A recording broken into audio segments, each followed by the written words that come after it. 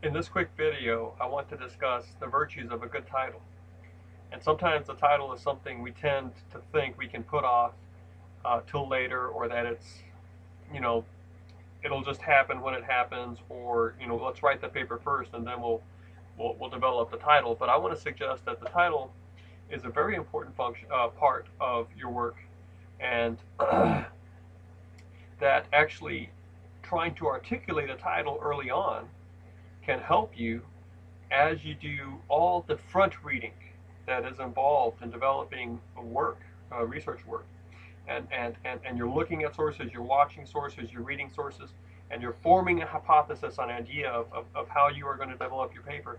And just as you have this tentative idea that would add something to the conversation about what it is you're writing about, and you form your hypothesis, we understand at that point in the game it's tentative, and as you continue to encounter the data and think through ideas and consider the logic, your initial idea or hypothesis might change. All right, so please don't hesitate to come up with tentative theses and hypotheses at maybe the second or third week into your reading regimen,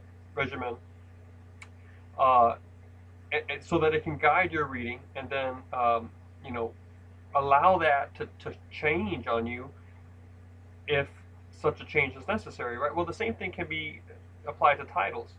Um, when you start beginning to realize, I think I know what I'm going to be able to say here, what I'm going to write about here. Um, it would be good for you at that point to sit down and to wrestle with your emerging idea in the form of capturing it as a title, and write it down as a title, and make it big. Put it on a big piece of paper, and put it right on top of the desk you study on, or where you work or whatever, so that you can refer to it and use it as a map. All right. So obviously, titles like this, research paper, that title shouldn't even make it into the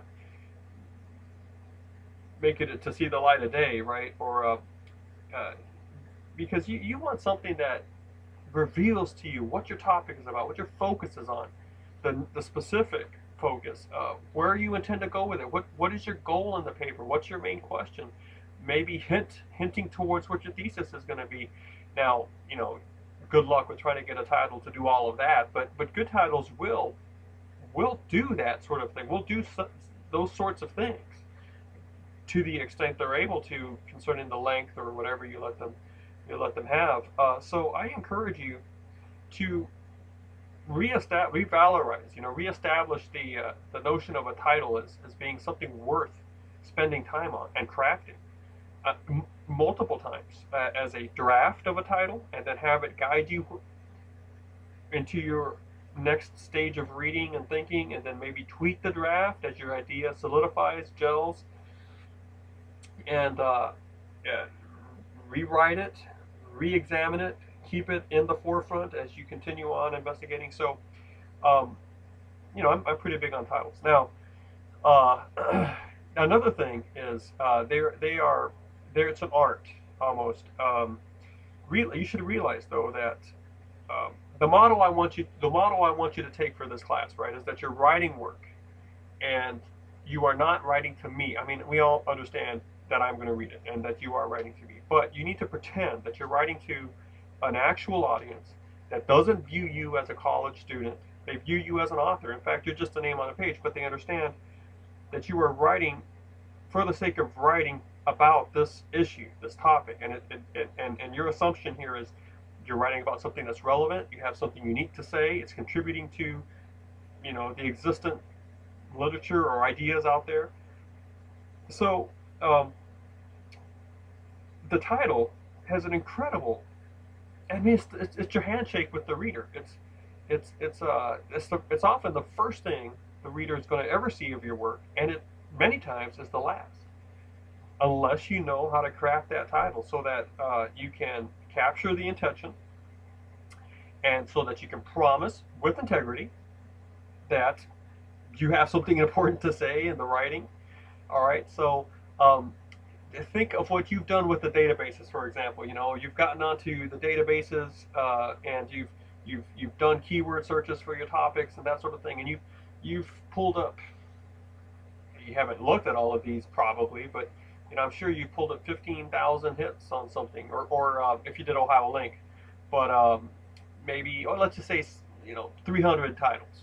Okay, so that would take maybe 30, 40 minutes of scrolling. Um, Maybe you look through 100 titles of articles and stuff like that, and you know what? That's all you saw, right? That is it, because in the databases, your first view, right, and it doesn't get any bigger than that, is the title. It's the most important thing right there, and so you can tell that a well-crafted title gives you so much. They know they've got this little window.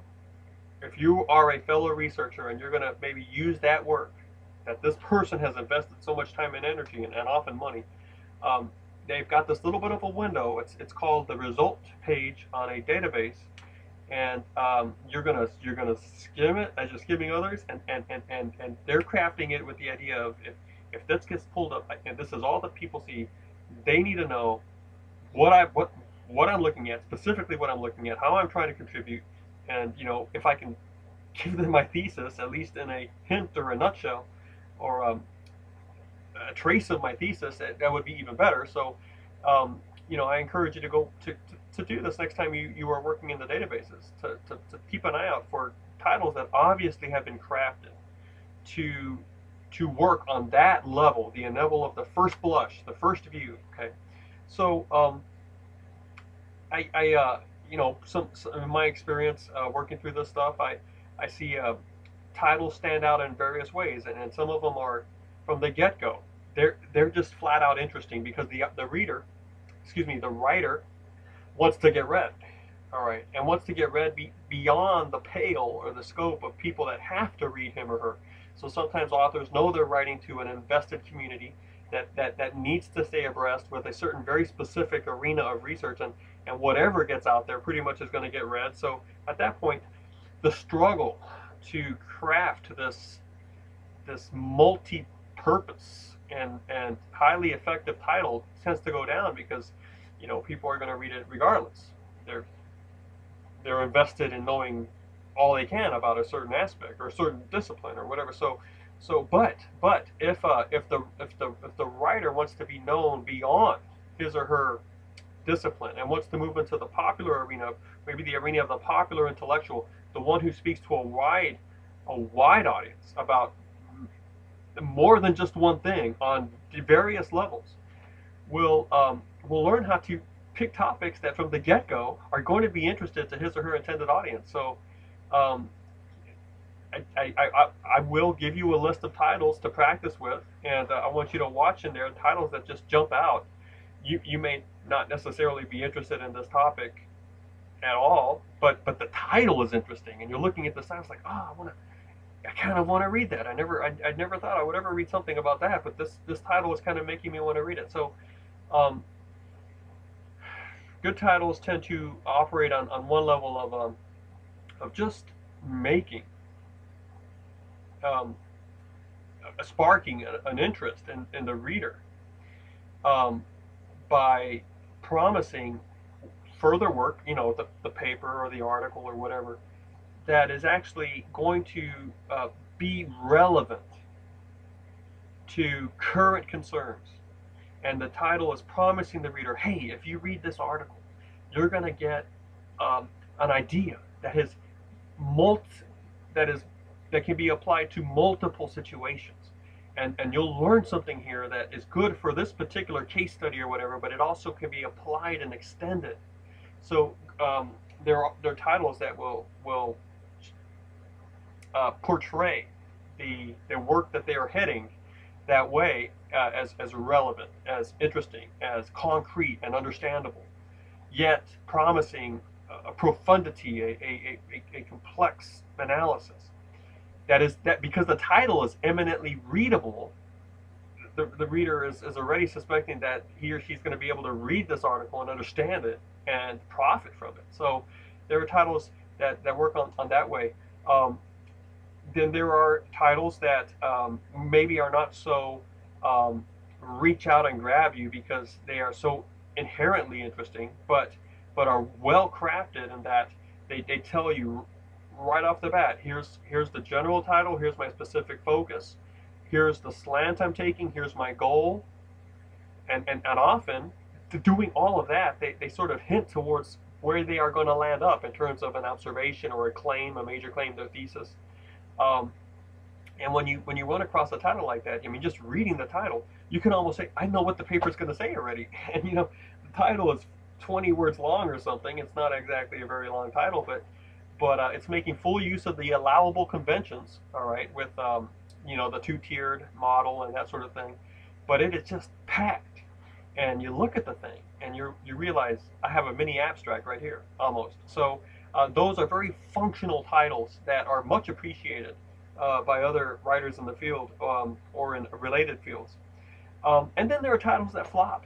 They just for this genre. Remember, what we're working in here is the academic paper that is research and evidence based, but is also very much concerned about producing a contribution to the extant literature or the work that you've run into. So you do have to work with the review of literature, and you got to see what other people are saying in this conversation, and you have to make your contribution, right? Um, so there's a lot of work your work has to do, and if you are given a title space to use, you need to use it fully. So none of the cute titles we may have run across when we looked at popular sources, magazines, short website articles, and things like that are written on a non-rigorous level and are full of inchoate claims. And remember when we talked about the markers of popular writing, which is still professional writing, but it's handling information differently, right? And it's competing for an audience because, say, it's in a magazine, Smithsonian or Reader's Digest or Wired or something like that, and it's sitting on a reception table with 10 other articles, and you pick one up and pick one magazine up, and you leaf through it, and you're just quickly looking at pictures and titles, trying to find something to hunker down on, and the readers know that. I mean, the authors know that, so they are crafting their titles to grab your attention, to make you stop and look. So there's a shock technique, there's a curiosity involved, there's a cuteness at play sometimes, a humor, and we saw this with let's see, I think the very first popular source we read was Being Green at Ben and Jerry's. Remember that? And George F. Will, a famous columnist, is here talking about how there is a crassness, a crude materialism, or that's not the right word.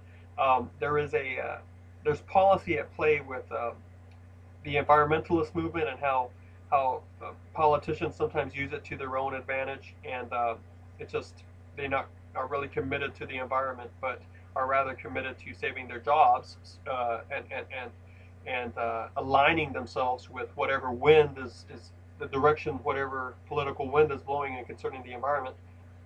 Well, his title is Being Green at Ben and Jerry's. Okay, so he mentions ice cream, and you're like, well, what's the connection between ice cream and Ben and Jerry's with this green movement? And so there's a sort of a playfulness, a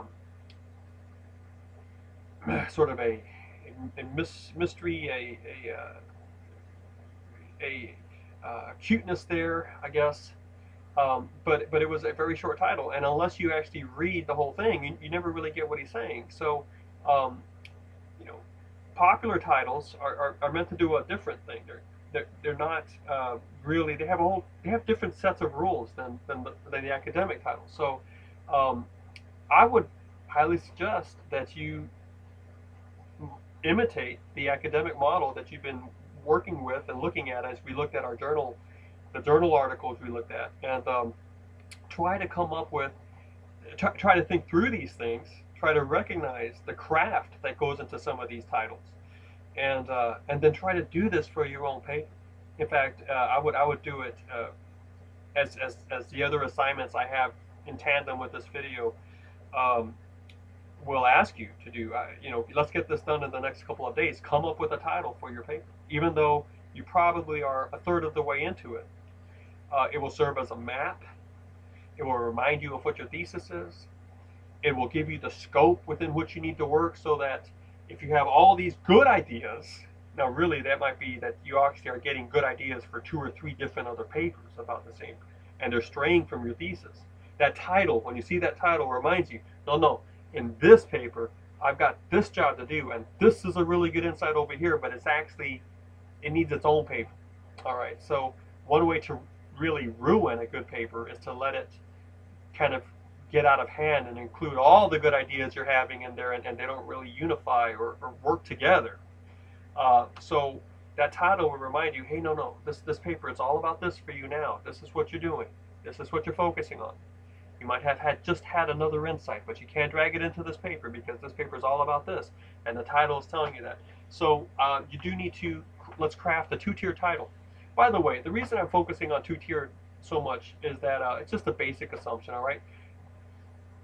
Um, my assumption is if you know how to write a two-tier title well, you probably can do a one-tier title well, right? However, I don't want to make the same assumption, that being thinking that if you can write a one-tier title well, then you can write a two-tier title well.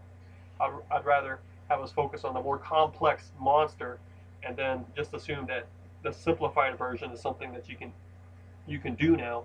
Uh, so that's why I'm focusing on a two-tier model. I don't want to suggest that this is the only way. There are plenty of one-tiered titles that work well for academic work. It's just that two-tier titles are more common. They allow you more space, so why not take advantage of that subtitle space, right? The main title and the subtitle. So let's see what you can do. All right, craft your title, given the hypothesis you're working through now, and be ready to bring it to class or to submit it online if I do call for it online.